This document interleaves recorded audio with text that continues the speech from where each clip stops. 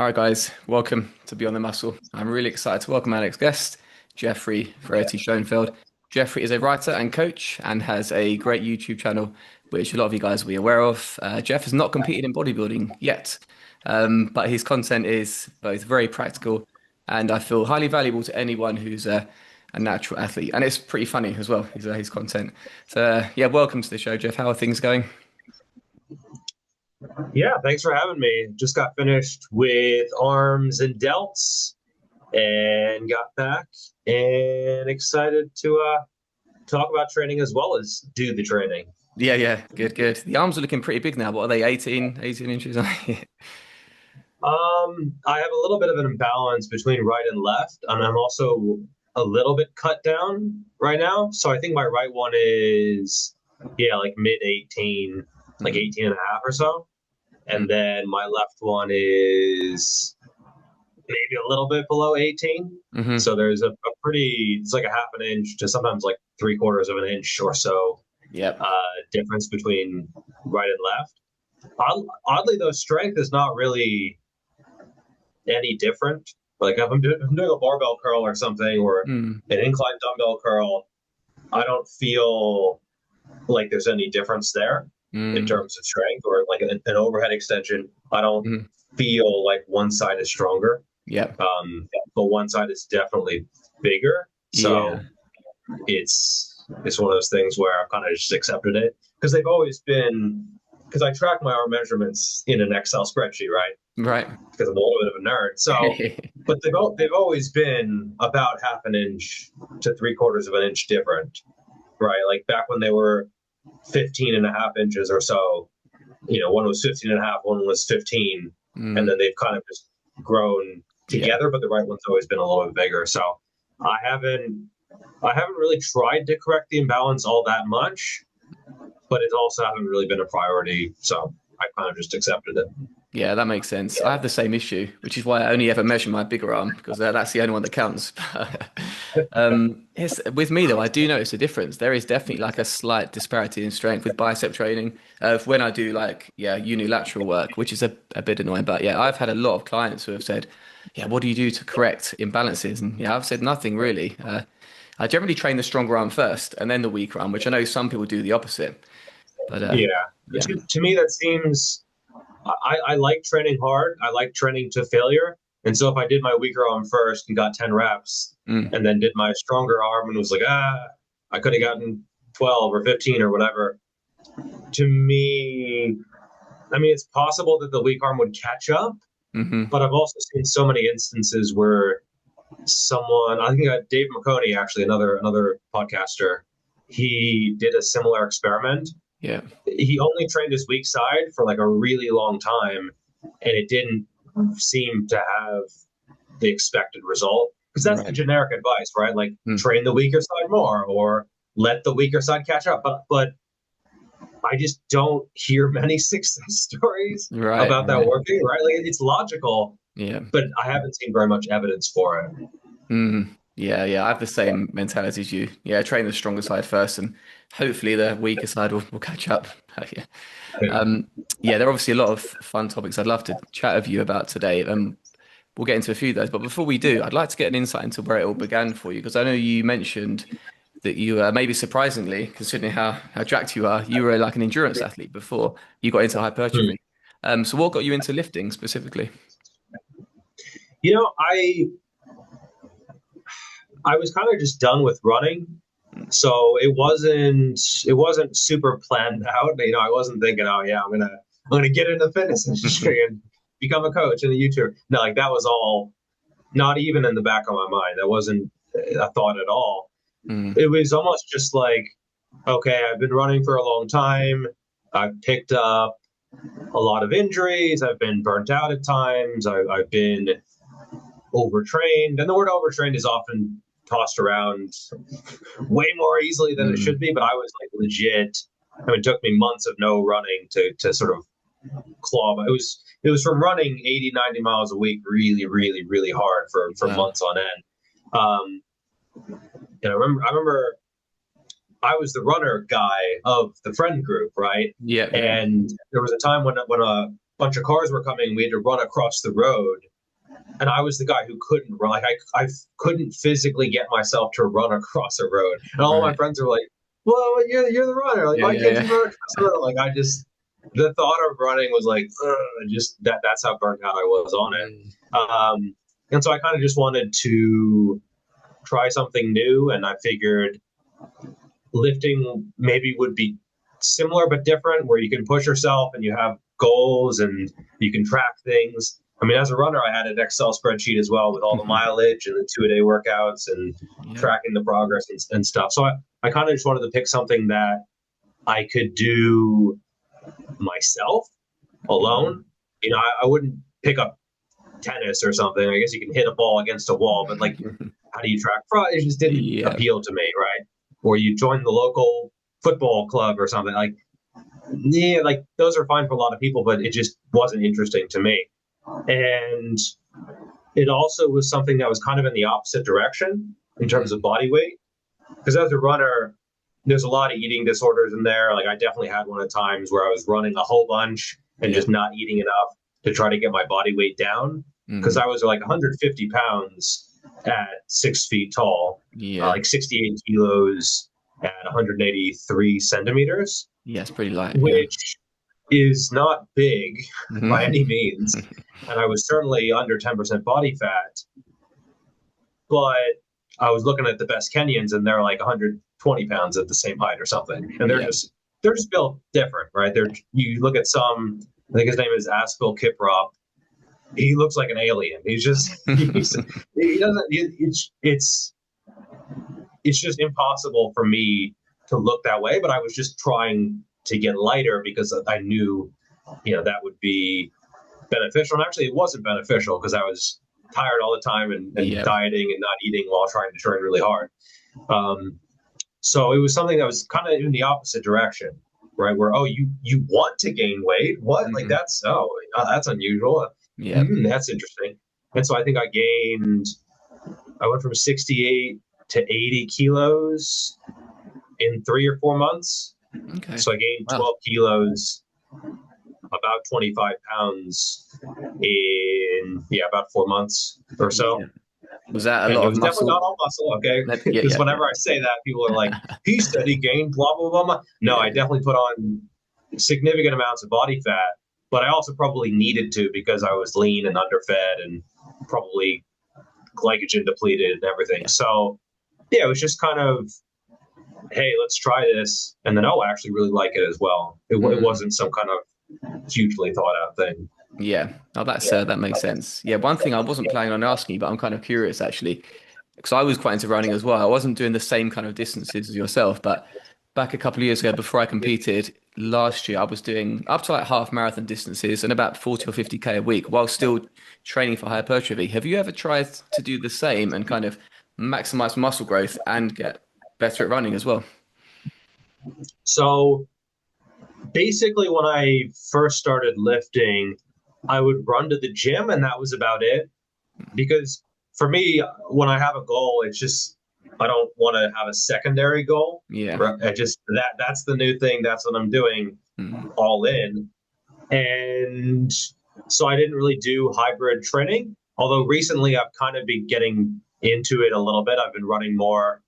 I kind of have leftovers, which is nice. I mean, I'm much better at running than I would be if I had never ran before. Yeah. And I'm not anywhere close to as fast as I used to be.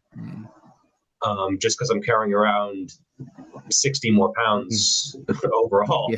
Yeah. And so, but I've been getting back into running, and it is definitely tougher on the body. Running when heavier, it just you have more just impact with each stride compared to when you're really light. So I can't do huge amounts of mileage, but maybe I could build up. We'll see. So it's something kind of new to me. I would estimate that I'm probably in about 5.5 minute mile shape. Right. Oh, so you're roughly. still really fast. Okay. So yeah, so I have like good leftovers. I still have I can feel the muscle memory. Like I have a good stride still. I do have to be a little bit careful about the shins and the ankles holding up because those are just not trained as a lifter in the same way at all, really. No. And so, and then like I do still have some imbalances, which I had from before. So I just have to be a little bit careful about like the occasional hamstring tweak or hip thing. But generally, yeah, I would say I'm around 5.5 minute mile shape, maybe 5:20 optimistically. I did, what was my last workout? It was a total of 2.6 miles in 15:30, which is just under 6 minute mile pace. But it was split up into intervals. So it was 6 total intervals adding up to 2.6 miles. And it was like 5:57 pace. So I would say, yeah, I'm probably around 5.5 minute mile shape. 5:45 at the very, very conservatively. And then probably not faster than 5:15. Like I couldn't really see myself hitting 5:15, but 5:30 I think is pretty reasonable. And so that's pretty good for a bigger guy. But I mean, I was running 5:30 miles back then for 10 miles on like what was supposed to be an easy day, but turned out to be like a tempo-ish run. So I do get people praising my times, but then in the back of my mind, I hear like I'm comparing myself to when I wasn't carrying a 30-kilo muscle vest. So it's a little bit difficult to compare. Yeah, that makes sense. Yeah, that definitely resonates what you said about picking one goal, because I tried to do both, and then I had to focus on bodybuilding because I know there was that guy. Was it Nick Bear? I don't know if you know him. Who was a very good hybrid athlete. And I thought, if he can do it, then surely I can as well. But I thought, no, I have to go all in bodybuilding. He's like anomalous, I think, in terms of his abilities. He's a freak, isn't he? Really? And, I don't know. Maybe you can build up to it. I've been following a few sort of hybrid channels. Angus Bradley, Alec Blenis, something like that. I'm bad with names. When I just sort of know someone on Instagram, like, I'm following them, and like I'll read their stuff, but sometimes I don't look at the name as much. It's definitely a lot more to juggle from what I've found. And when you're introducing a new stress, you kind of have to be a little bit more conservative with some of your training. Where like I wouldn't absolutely smash my hamstrings when I know I have to run in a couple days because it just won't go well. So maybe I have to be a little bit more conservative. And of course, the overall structure of my training has had to change a little bit. But overall, I've been enjoying it. It's kind of just like a new interest because I've been weight training for 10, 11 years now. So it's nice to have something to sort of spice it up. Yeah. No, that makes sense. Talking of your goals, Geoffrey, I'm veering back to competing. Do you think you will ever step on stage one day? Maybe. It's something I get asked about more and more. Yeah. And, when I was 5 years into lifting, I would kind of like look at the best natural bodybuilders and think like, oh man, like they're so much bigger than me. They're look how much lean body mass they have and look how much I have. And sometimes I would think, oh, well, there's no way they're natural, right? But now I look at them and I'm like, they're probably natural. They've been at it a really long time and they've been doing really well and they've been really dedicated and they've hit all their meals and they've done everything right over a really long period of time. And I'm also not as far off as I used to be, right? So when you start inching closer to some guys that you see on stage, you realize what is possible, right? Whereas when you're kind of like an intermediate and maybe you're plateauing because you don't know as much as you think you know, then you look at the top guys and you're just like, no way. Look at them. No, like, oh, of course, steroids, or of course, that's like just genetics. And it's so, now when I see someone on stage, I think, maybe I can take this guy.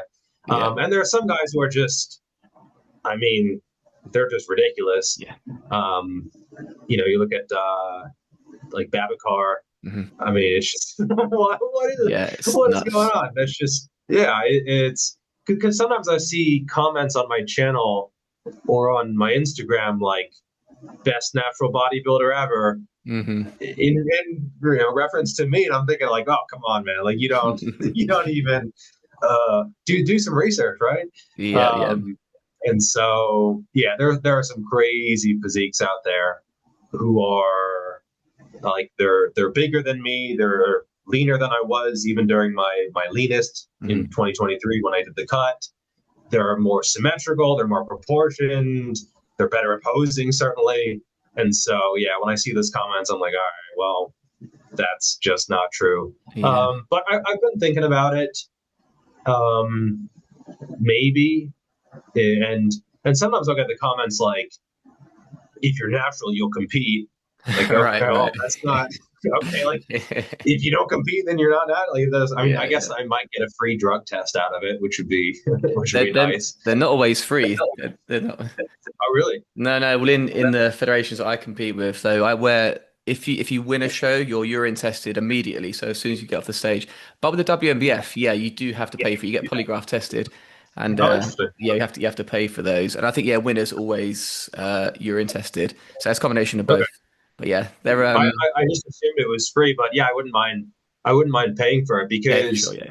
I mean, nowadays I'll get comments on the channel like "post your blood work." I'm like, getting blood work in China sounds like I don't even know where I would go. Mm, um, and so yeah, even if I had to pay for it, that might actually just be a perk yeah, yeah. of competing. Mm, And it's a maybe. I don't want to commit either way hmm to doing it or not doing it. And if I did do it, it probably wouldn't be like a series that I would do on YouTube. hmm It would probably be like people kind of thinking, oh, he's getting really lean. Like, oh, Yeah, what's yeah. going on here? And people would probably start asking me if I was competing hmm or speculating about it. And then I would compete and either I would probably post about it, but I wouldn't like lead up to it at all. I'd probably just do it mostly in secret Yeah. because I don't really need like the pressure or the stress of like people, DMing me and Mm, having expectations or anything. So I would probably coach myself if I did it, just mm, because I don't mind messing things up myself the first time. yeah. And it kind of depends on like how close I got the first time or like how I did in Yeah. terms of like placing and how I felt about it because if I enjoyed it, if I liked it, and if I was close to like doing really well, okay, Mm, maybe I'll do it again. But if I didn't really enjoy it, then maybe I'll just do it once and for the experience. yeah. So maybe we'll see. I don't really have a timeline on it, Yeah. but at the very least, I think I'll stay leaner this sort of off season, if you will, Got it. um, just because I've bulked up to 105 kilos or more in the past, and I think that just makes the whole process take longer and feel worse, and it's probably not as beneficial when you've been lifting 10, 11, 12 plus Mm, years, yeah. because there's a little bit of a giveaway or a sneak peek, but over the past 2 years, I've probably put on about 4 or 5 pounds of muscle, maybe three, Yeah, which is somewhere quite a around there. bit. Yeah, yeah. So it's not bad, but it's also like it does make a 30 or 40 pound swing in body weight hmm a little bit harder to justify. And so I'll probably stay a little bit on the leaner side Mm, this off season, if you yeah, will. that makes sense. Yeah. When I was chatting to Alberto Nunez, and he's someone who likes to stay a lot leaner in the off season as well. And Yeah, yeah, same as like Dirk and Rich and quite a few guys. And obviously, I think training age comes into that. yeah, And for like I sure. mentioned before, there are still guys who have been training for a long time, have a lot of muscle, but still get very, very heavy in the off season and do well. And I think there's a lot of factors at play, like food drive and things like that. But yeah, I tend to prefer to stay a little leaner now as well. I've been training for 2 decades, but yeah, it makes sense. Yeah, But, and I mean, it's worth noting that Alberto, he got very heavy before, he did, like yeah, when he yeah. was early. He got up to like 250 or Mm, something. mm, Um, and so I think bulking is kind of a young man's game. I think it can be really beneficial. mm. And I think if someone's a beginner and they're like, oh, I'm following all these pro natural bodybuilders, they stay Mhm. lean. I should stay lean. I think they should just realize they're in a very different situation Yeah. in terms of how much they can grow and just their overall physiological situation. And so if you're a beginner and you're on the leaner side, Mm. bulk is still going to be a really good investment. Even if someone's an intermediate, right? Mm. Like I did a pretty extensive bulk in 2021, 2022. Yeah. And that was 7, 8 years into my training journey. And it was very, very beneficial still, partly because I still had room to grow because Yeah. I missed a few years of really good training, through COVID and then through 2018 and 19 when I wasn't in a great situation financially. And so I couldn't really bulk when and so Yep. I kind of still had my intermediate gains left to get. Whereas Right. now, I mean, even if I do things really, really well, probably 2 pounds a year or Mm. so, Yeah. which is visible and does add up. But again, it makes it hard to justify Mm. a massive 20% plus body fat swing in weight. And how old are you, by the way? I'm 41, so I'm getting on a bit. Yeah, yeah. Yeah. So I'm 36, and Yeah. Yeah. I think somewhere in that 35 to 40 year window, Mm. most men kind of wake up and they're like, "Huh, I'm Mm. not, I'm mortal, right?" And Yeah. so, Yeah. Yeah. yeah, I think around 35 is typically when men wake up and they're like, you know, maybe I have to prioritize some things more. And I think one of those is probably staying a little bit on the leaner side. Yeah. Now, I did start training a little bit later than most people due Right. to the Right. running thing. But still, I think I do pretty consistently see somewhere in the mid-ish 30s where guys kind of have different priorities compared to like in their 20s, for instance. Yeah. Yeah. That's so true. And I think everyone's journey is a little bit different, actually, because interestingly, I started off as a bodybuilder and then I got into running later in life and kind of put bodybuilding, let that fall by the wayside a bit, and was still training with weights, but certainly not. I was like 10-ish kilos lighter than I am now. So I definitely haven't maximized my growth potential yet. So I'm almost playing catch up as well, even though I'm in my early 40s. So I think a lot more juice to be squeezed on my from this end, hopefully. But You yeah, can't mention juice on the internet. what's oh yeah, not that juice. Oh yeah, go and do it. Yeah, sorry, I got drug test. I've got blood work as well, but There's a few words like cycle yeah, and yeah. juice that you just can't. Like if I say training cycle, Yeah. Oh yeah. I mean, Yeah. training cycle is something that you hear about running and swimming, but like Mm, if you say training cycle when yeah. you're a bodybuilder, you get these people Oh who are yeah. like, he said cycle, like obviously he's talking, he's giving it away or something. So yeah, Yeah. there's Yeah. He's a just few out words himself. that I'm careful about. Yeah. Yeah. No, it's that's so true. On that topic, actually, you made a really interesting video fairly recently about kind of staying natural. And this guy on Twitter, I don't follow him, but he's some kind of fitness influencer, and he put out a tweet saying, I've got it on here. So he said, "Why does every natty feel the need to announce it to the entire world, bro? No one cares you're natty, etc." It was like a very salty comment, come across as almost a bit regretful, I think, that he'd gone down that route. And this bodybuilder friend of mine, he responded really, really well and stating that natural bodybuilding, it's like a really close-knit community. Everyone's really supportive. And yeah, like myself, I have like natural bodybuilder in my bio, but I don't think anything of it. But do you think there are a lot of maybe older guys who have been lifting a long time that have gone down the enhanced route who regret that decision, seeing what like the top natties can do? Do you think that's the case? Yes, but a lot of the times they can't say it Mm, because it's.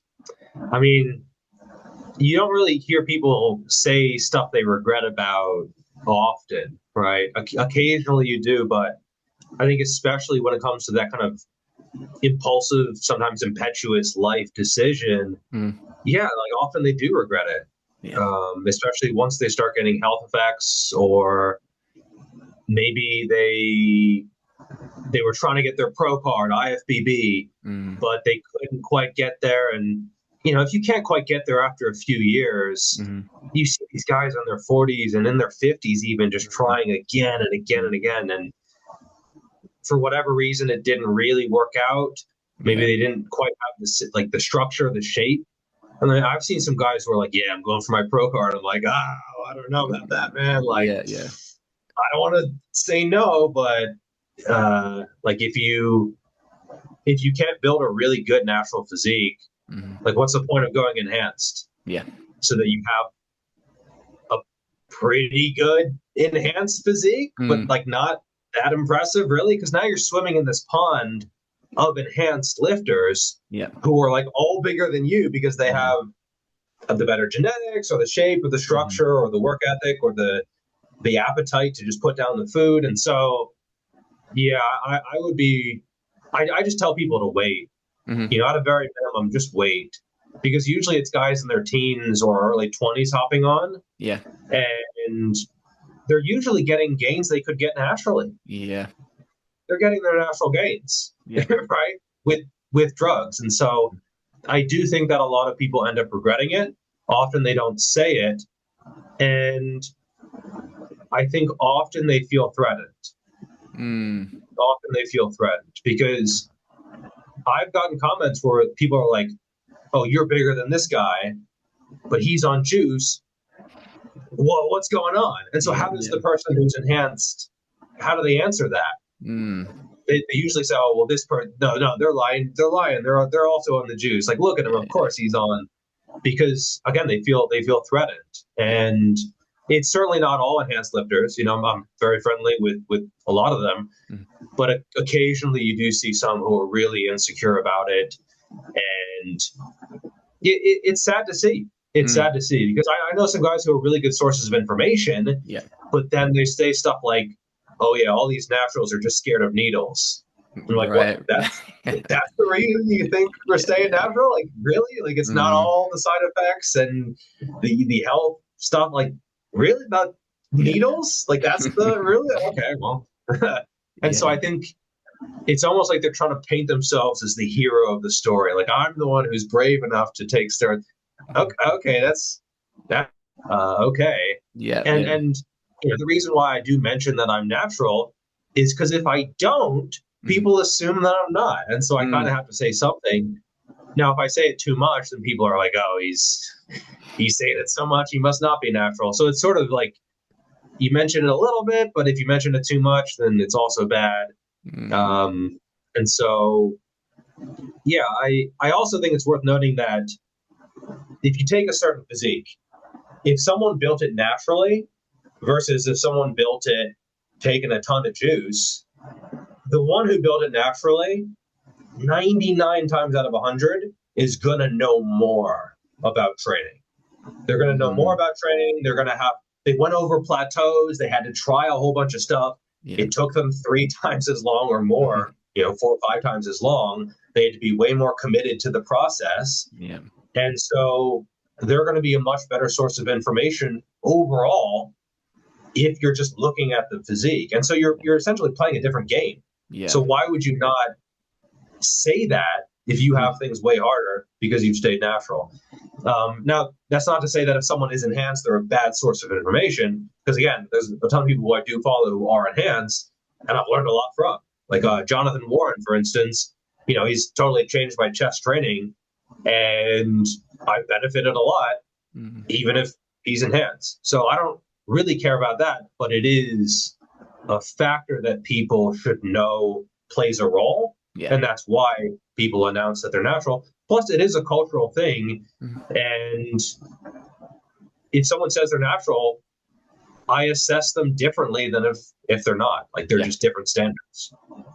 Yeah, that really well put actually. And I also think just having natural bodybuilding in your bio or being a natural bodybuilder, it helps grow the sport of natural bodybuilding, which is still quite a small niche thing at the moment. So I don't think it's a bad thing at all. Um, I've mentioned this before, and I think it's like not a very popular opinion, but I think like Sam Sulek blowing up a few years ago has potentially been like quite damaging for fitness because obviously all the young lifters that have probably, not definitely, but probably jumped on the or gone down that route as a result of following his content. Um, so yeah, I do think it's a tough one. There is so much conflicting information out there, but I love what you said in that video as well. I think it was that video about what was it now? if you go down that enhanced route, you're going to get compared to everyone who's enhanced, which is there's a long list of pretty impressive physiques. So yeah, Yeah. yeah. So yeah, it Yeah, it's makes a it makes bigger. sense. It's I don't know if I would say it's a bigger pond because a lot more people who create content are natural than people realize. It's a more well-known Um, pond, I guess. yeah, I mean, if you look at the biggest YouTube channels, a lot of them are natural. Like you look at Mm. Jeff Nippard, Yeah. natural. Mm. Jeremy Etier, natural. So I think it's Mm. certainly possible to do very, very well Yeah. in the fitness industry while staying natural.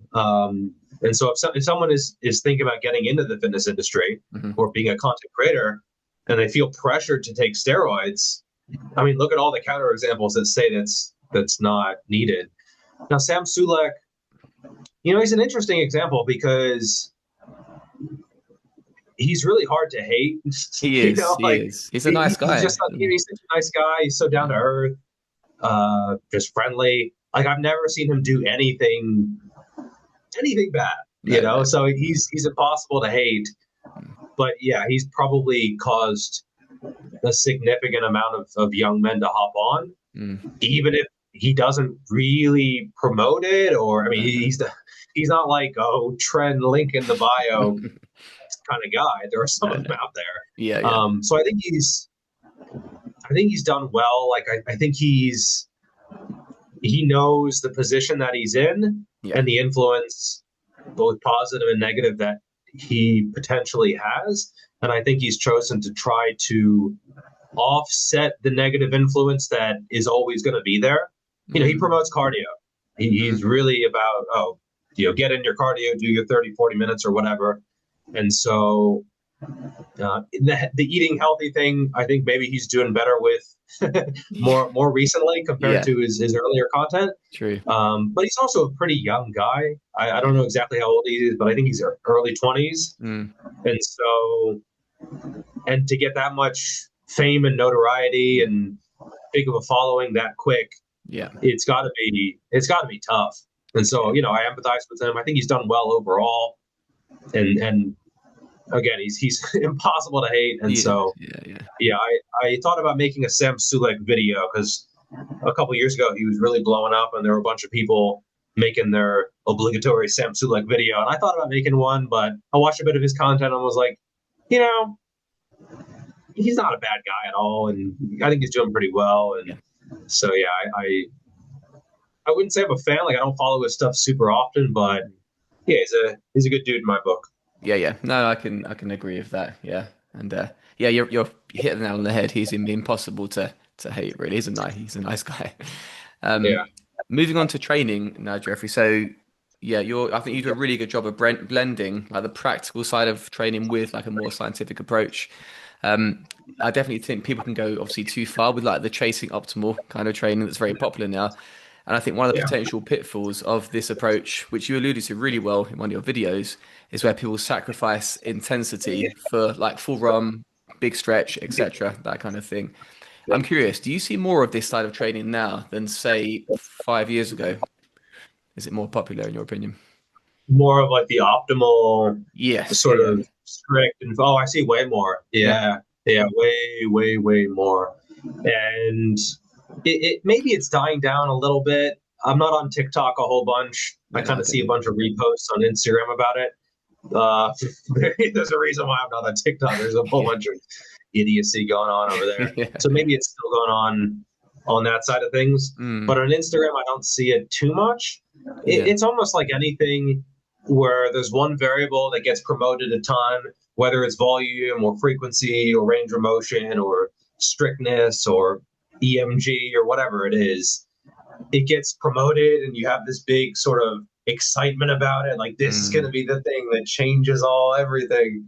And then people try it and they kind of realize that maybe it's okay at best, mm-hmm, or they forget about the other training variables and they realize, hey, maybe this wasn't all it's cracked up to be. yeah, And then the fervor dies down, and then a few months later, there's something new. yeah. And I think those waves are getting closer together, Okay. just because social media seems to be moving faster and faster, and attention spans seem to be getting shorter and shorter. And so before it used to be the wave was like 2 or 3 years, like the Mm. volume craze Yep. from 2018, like 17, 18, 19, Yeah. and then 2020 was like, okay, it was dying down. So it was like a 3 year wave. Hmm. And now it's like a few months. And Mm. I think, I mean, in a decade, what is it going to be like? A week of a week of some new training technique, and then Yeah, it's I just wonder. gone. And so it is pretty wild to see. I think it's weird because I actually have done some of these exercises and really liked them, Yeah. but I also have built up a pretty decent amount of muscle anyway. Mm. So maybe I can benefit from these, right, to really target some specific area. Yeah. And I mean, I hear people who are like, I only do pull-ups for my back, and they're Right. doing like a back lat spread. I'm like, yeah, I can see you only do pull-ups because like there's no spinal erectors Right. Right. and there's no thickness, and actually like your lats aren't that good, and you have decent teres, but your lats are not as good as they could be, especially the lower lats. Hmm. And so, or someone's like, I only do squats for my quads. Like, yeah, I can see your rec fem sucks. There's Hmm. nothing there. And so, yeah, I think the basics are a good starting point. Mm. Just learning those fundamental movement patterns, but those more specific exercises, I think they're important and I think they're beneficial if it's a weak point specifically. Yeah. Like for some people, actually, pull ups are pretty darn good back exercise. Like they respond really well to them.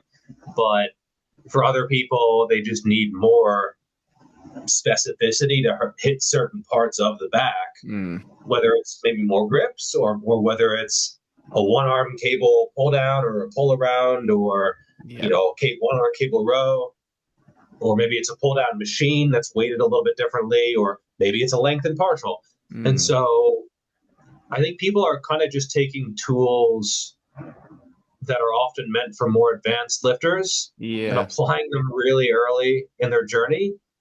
And their program ends up being like a full body day with 25 exercises or something. And Right. it's just 25 isolation movements. Mm.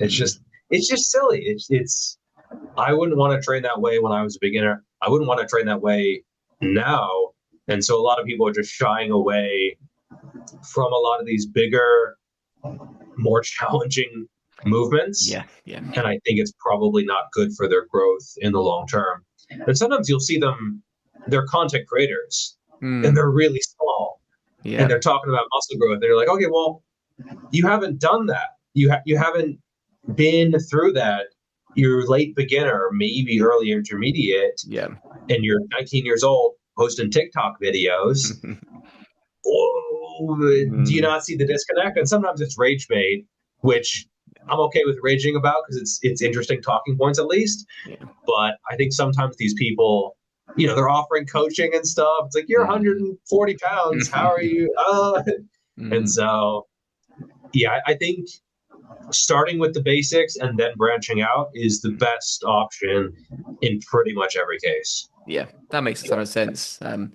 Yeah, it's funny actually because obviously guys like RP and like Dr. Milo Wolf and Dr. Patrick, who I think put out some good content as well. They've obviously contributed to this boom in like the evidence-based like style of training. But yeah, I don't know if you mentioned it. I think you did allude to it just then actually, but it kind of a lot of that training is potentially a bit easier. I think that might be part of the allure for some people because it's Oh like yeah, they don't oh have to yeah. grind reps in the same way, and obviously the weight is potentially a bit lighter as well. And yeah, I took a bit of time away from bodybuilding. Then when I've come back, I went a bit too far down like the RP rabbit hole, I think, and I think my physique probably suffered as a result. I was pushing hard, but I was kind of leaving too much in the tank. I know they're big proponents of RIR, and I'm into Yeah. mine, so I think those guys have helped a lot of young people get into lifting, which is great, and obviously encourage them with good technique. But yeah, it's there are certain things like what is it? If I'm doing yeah, if I'm doing a training block, I can't fathom like having a deload every 4 or 5 weeks. It just doesn't really make sense to me. So yeah, Yeah, I think it's you know RP is a really weird one because their content was way better like 5 years ago. Mm. It was a lot more nuanced. It was a lot more well thought out. Hmm. And I think Dr. Mike kind of just fell into the, when I say wild shit on social media, I get more attention and more followers and more subscribers and more comments and ultimately more money, because attention is Yeah. the lifeblood of the internet. So, yeah, I mean, when I tell people about RP, I say, hey, well, anything before like 2021, Mm. 22, probably really good. But yeah, I think they just kind of fell um, into that trap, because it is a trap, and it's something that Mm. pretty much anyone who has created content can feel. Okay, if I title it this way, Yeah. it's going to do this well. But if I am more honest with the title, then it won't do as well. But maybe Mm. that's better. And so, yeah, and they're open about, like, they use the AI titles and thumbnails to Do optimize they? things and A/B test, and Yeah. they're really aggressive with their growth, Yeah. which in some ways has been good. Yeah, I think they've gotten a lot of people into lifting, Mm. but with the RPE thing and with the exaggerated eccentrics and the Mm. huge range of motion, I think there's a time and a place for each one of those. Yeah. But when you combine all of them, it's just shit.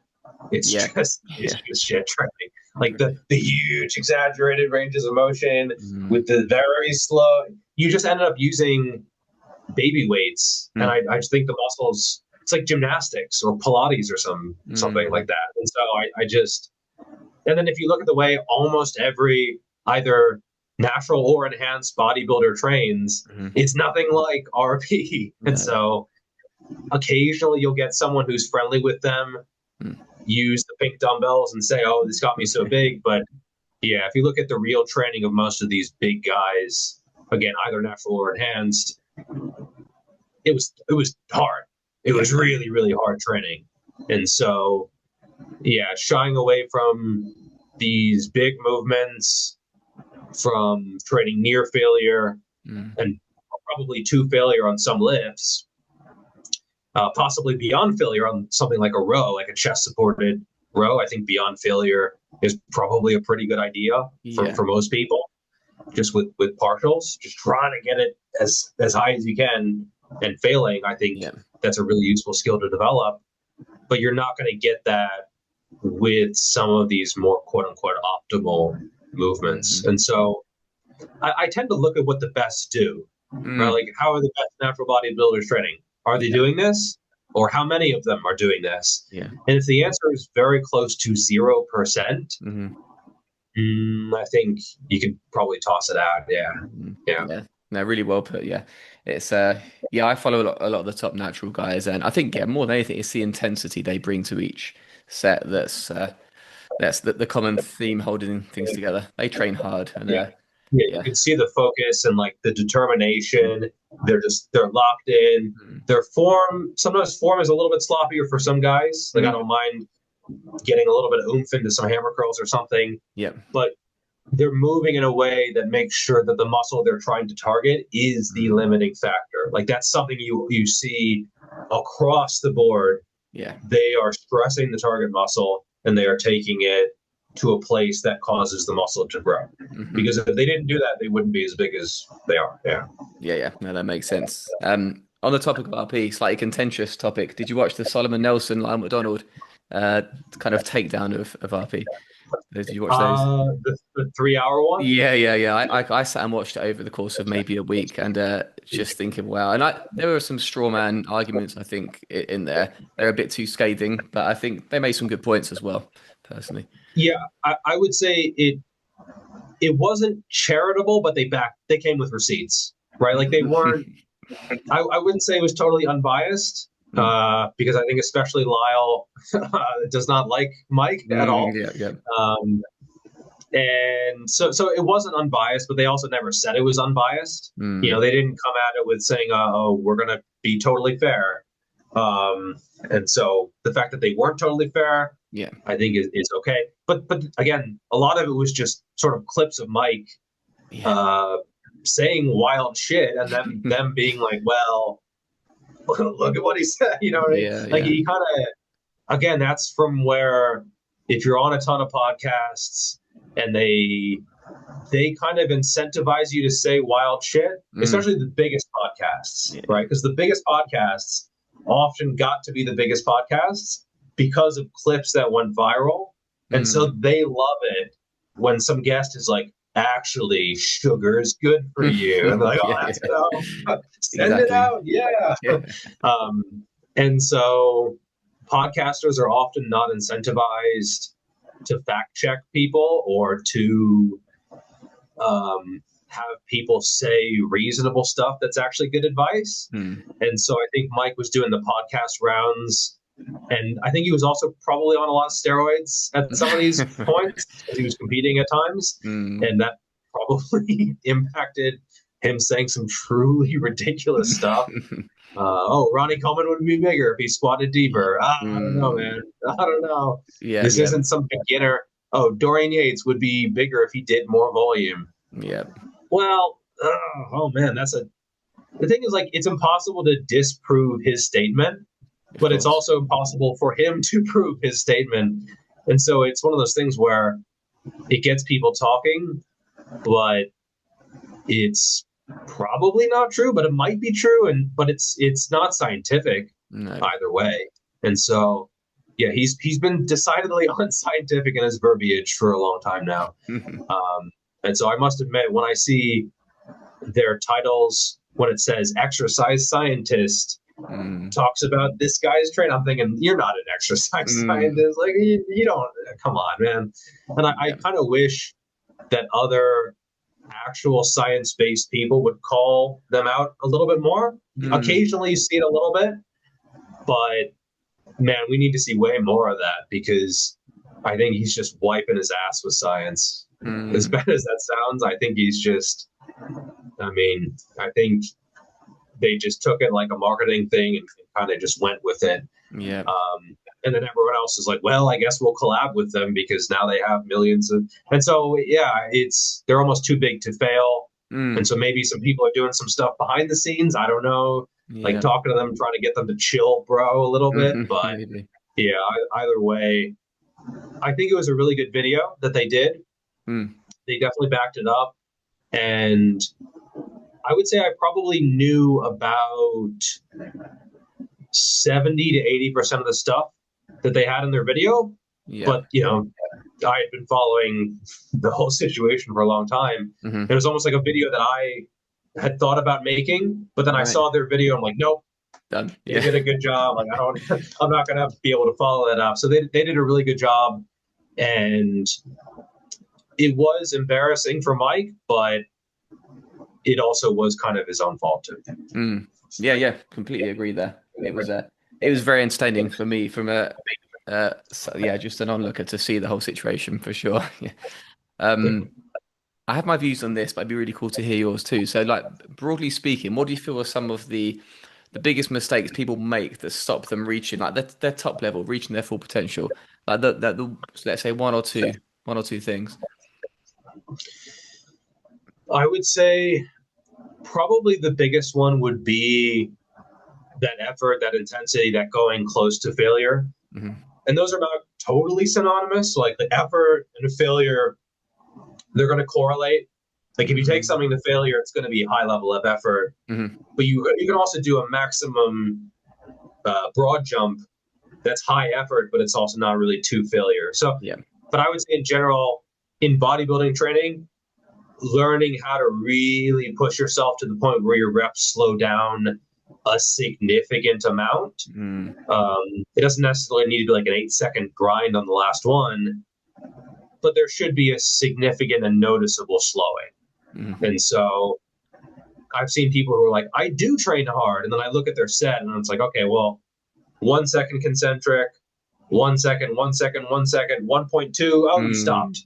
Why did you stop? Well, they don't have good reason, right? They were tired and it got difficult, and so they stopped, right? It's volitional failure, I guess, or volitional success. I don't know. And if you're progressing with that, I think it's okay, right? If you're adding weight to the bar every week and you're not training to failure, that's fine. But at a certain point, it's going to get difficult, and you're going to have to learn how to push really hard. And so I would say that's probably the biggest one. And then the second one would be technique. Mm. And if someone has one of these, often they're lacking the other one, Okay. right? Like if they have really good technique that's putting the tension on the muscle, Mm. often they're lacking the effort. Yeah. Or if they have the effort, often they're getting a little bit too sloppy, or they're letting other muscle groups take over, Mm. or maybe they're chest pressing, their shoulders are elevating, and they're actually using a lot of front delt or a Yeah. lot of triceps or something, and so they're training hard, but they're not really training what they think they're training, Mm. or maybe they're doing a high bar back squat, and as soon as the reps slow down, the hips start kicking back, and they're sort of using a good morning type of style, Yeah. and it's becoming more hips and more glutes, and it's more hip extension.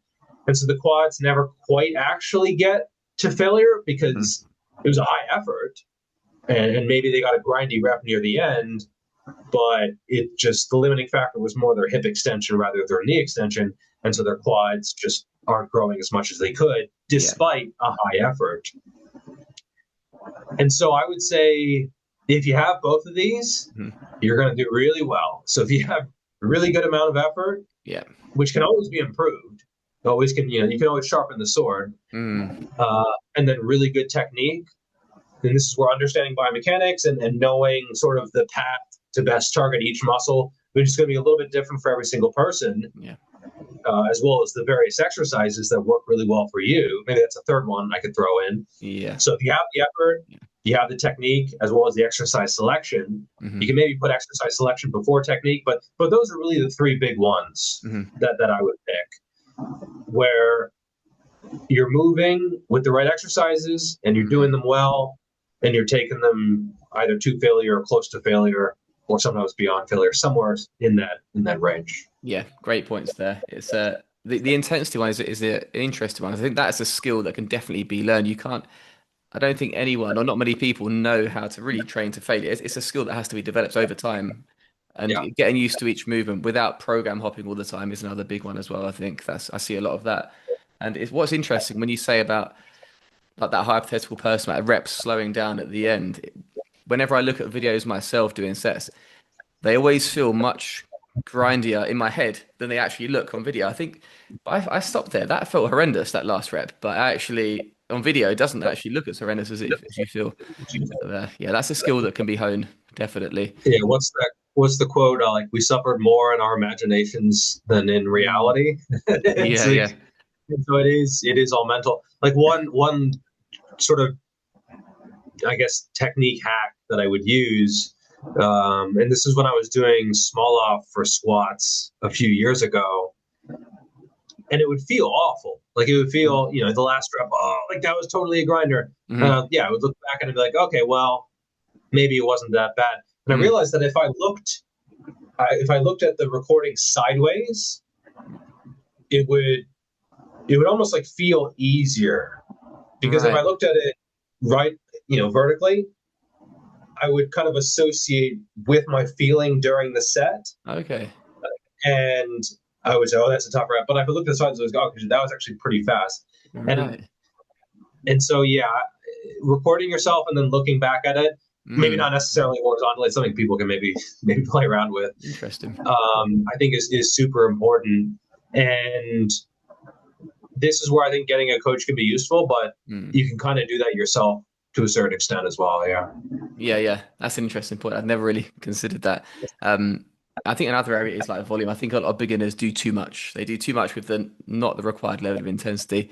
Yeah. Talking of training volume, actually, I definitely fall into like a volume trap, years ago, and I've only now am I really kind of coming out of it. So I trained with high volume for most of my kind of lifting journey, I suppose. And I was a big fan of like Arnold Schwarzenegger. I had his encyclopedia of bodybuilding, as everyone should have, obviously. And but for me, there was like this anxiety when it came to reducing volume because I thought I'd be losing out on potential gains, but I know it had to be Yeah. done because I was leaving too much in the tank, and I was becoming more and more aware of this feeling of, let's say I'm doing like a squat pattern movement.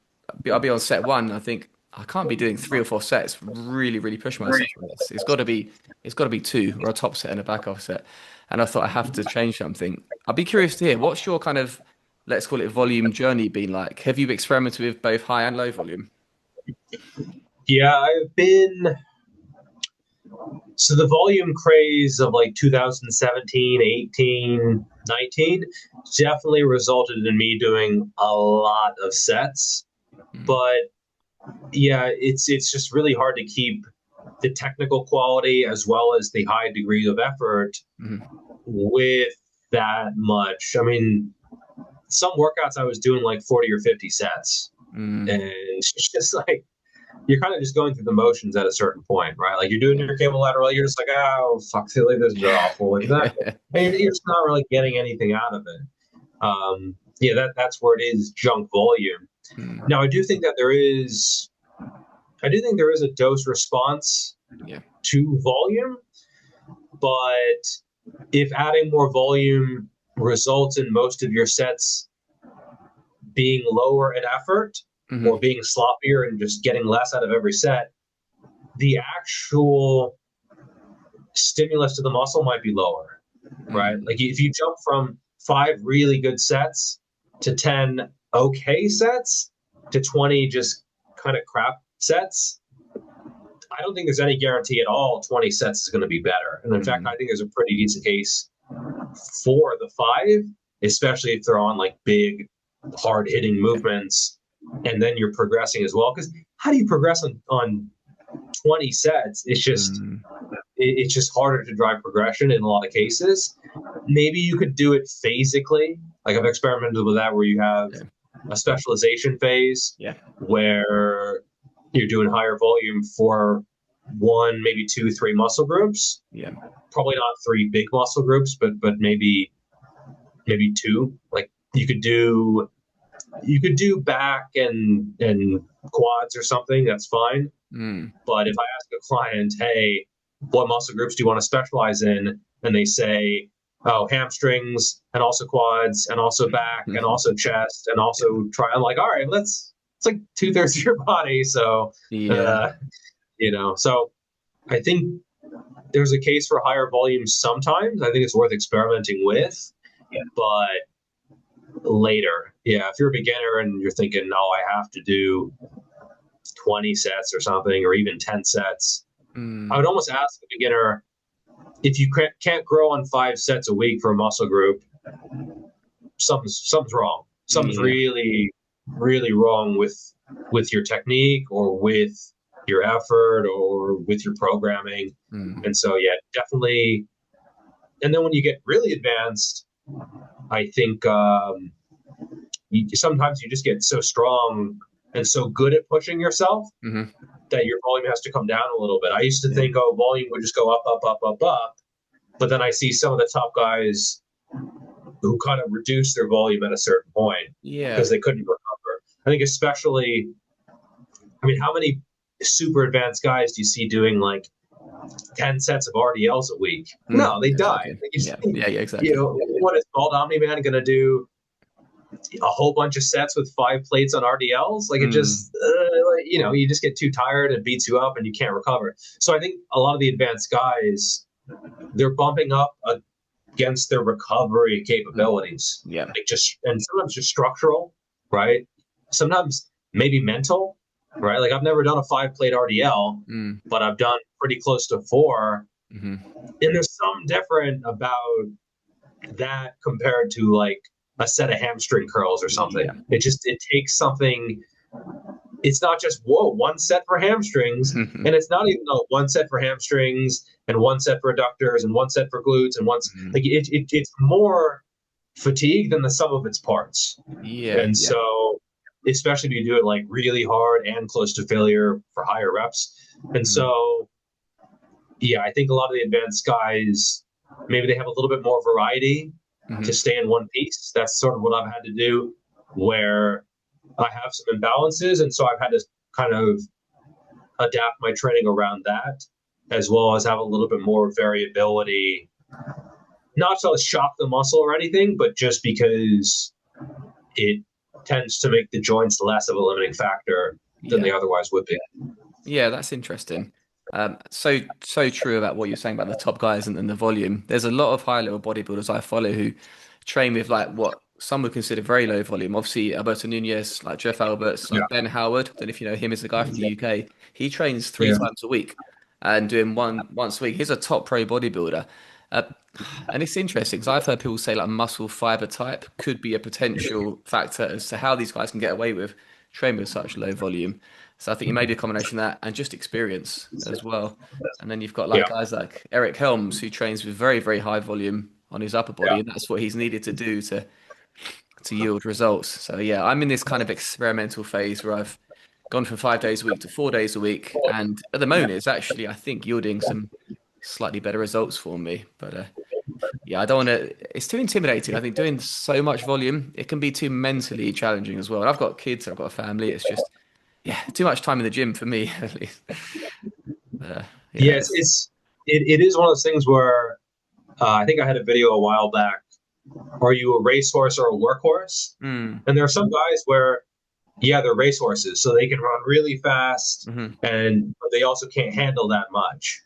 Other people are workhorses, like they can work all day and they don't really get tired, and if they do get tired, they take one day off and like they're totally fine. And so I would say I'm more of a Dr. Helms right, kind of type, where I can handle quite a lot yeah, as long as I don't get injured. Like general fatigue, I just don't.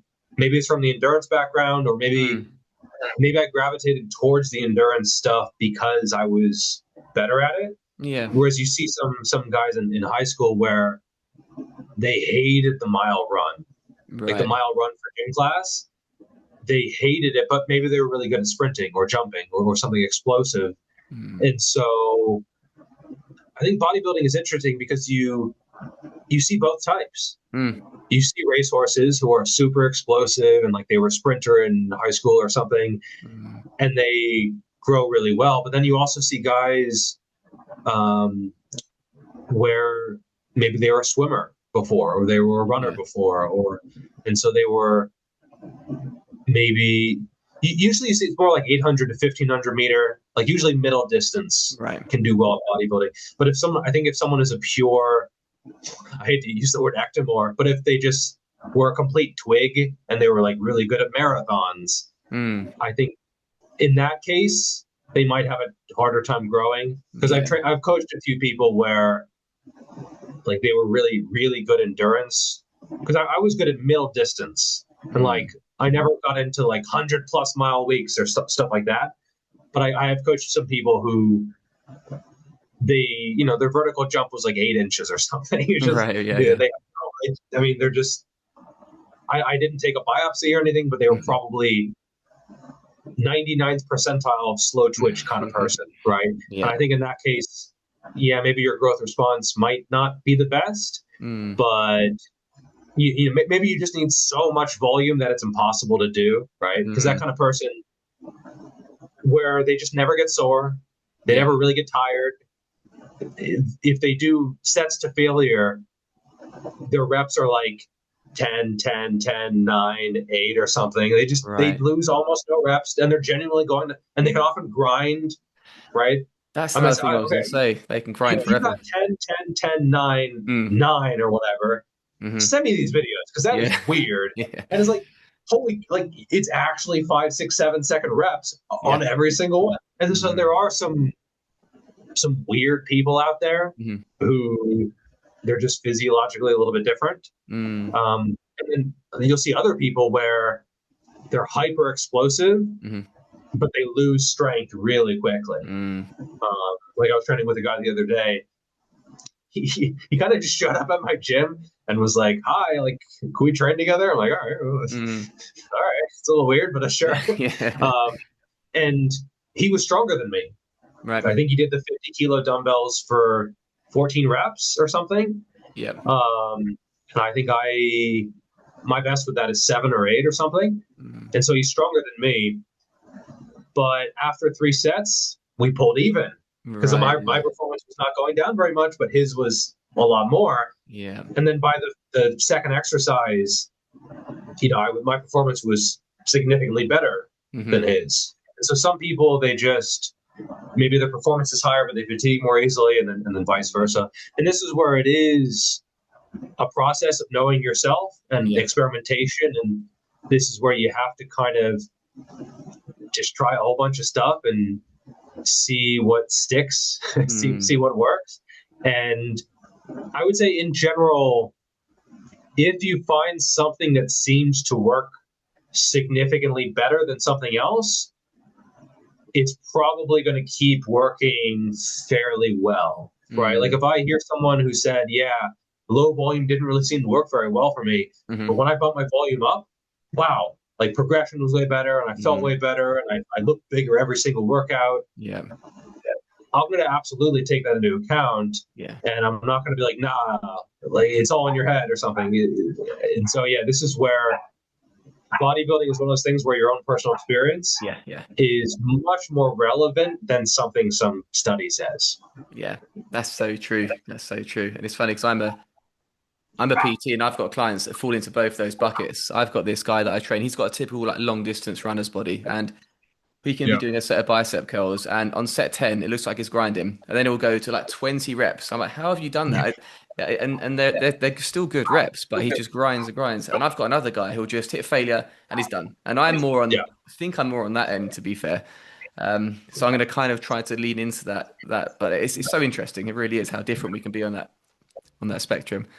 Well, look, Geoffrey, I'm aware of your time here. I've got a lot of other things I wanted to ask you, but we'll have to do another one because this has been amazing. I've really, really enjoyed this. But yeah, like I said, I'm aware of your time.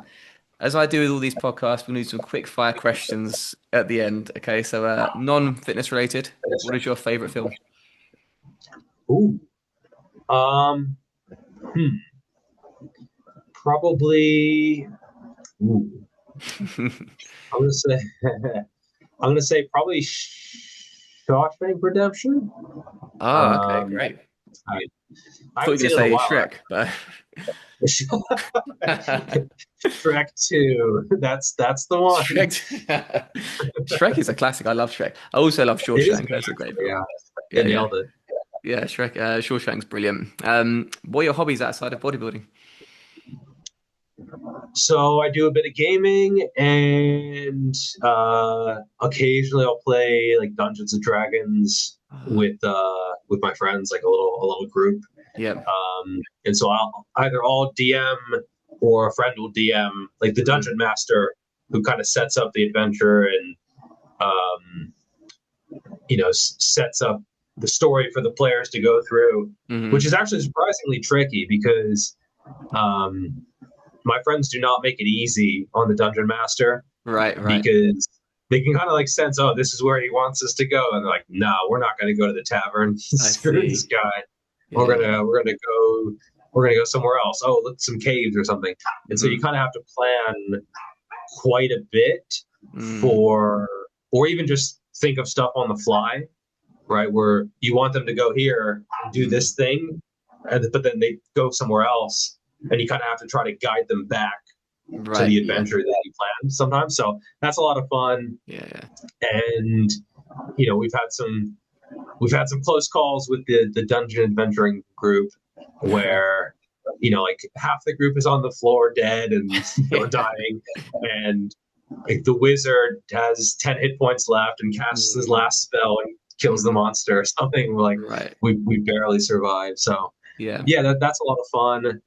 And then just spending time with my wife, and we have a little dog, Chocho, that we got over the past year or so. And so that's about all. Yeah, cool. It's funny, we got into D&D a few years ago, and we started in 2021, and we're still on the same story. It's just taken us so long to get through it. It's just wow. We still meet quite frequently with this friend group, but we just end up doing other stuff. But we've got a really good dungeon master. He's very great at setting the scene, but I prefer sci-fi over fantasy, so I find it hard to get into that world personally. But it's still a lot of fun. There are some.